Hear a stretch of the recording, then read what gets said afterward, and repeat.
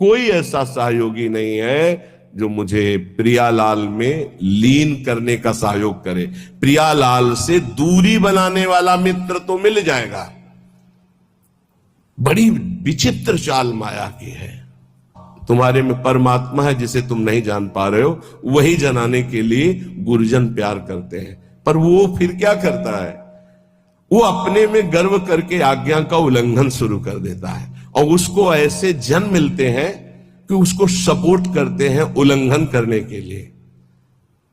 अब वो जो उसकी चित्तवृत्ति गई थी कि इसको परमात्मा प्राप्ति कराएंगे, अब उस चित्तवृत्ति ने उसके चिंतन पर बाधा पहुंचा दी। गलत समय गया और अशांत असंतुष्टता पैदा करने की चेष्टा कर दी उस संग ने। इसलिए साधु को, साधक को, भक्त को सदैव असंगता पर ध्यान देना चाहिए।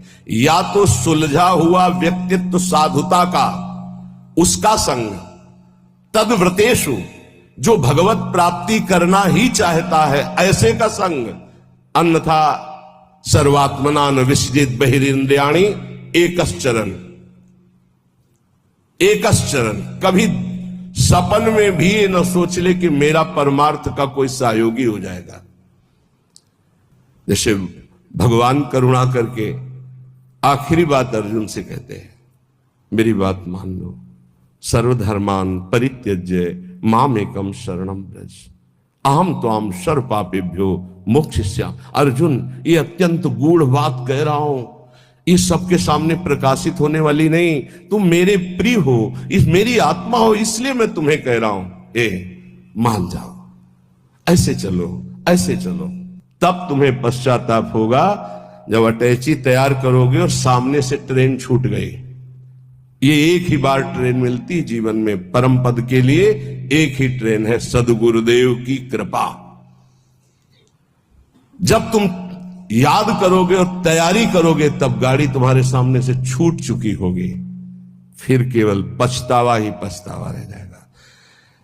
एक हवा आती है जैसे अभी चली है, मान लो हमारी बात मान लो, हम खोल के कह रहे हैं, खुला कह रहे हैं, ये हवा आई है तुम्हारे कल्याण के लिए।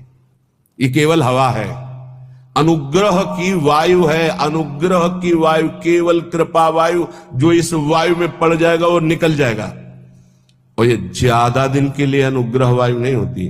जैसे पछियाव चला, उसका अलग प्रभाव, पश्चिम की वायु चली, उत्तर की वायु चली, दक्षिण की, हर वायु का अपना प्रभाव है। ये अनुग्रह वायु है, ज्यादा दिन नहीं रहती अनुग्रह वायु, ये ध्यान रखना। जहां विशेष अनुग्रह वर्षा होती है वहां ज्यादा दिन नहीं होता,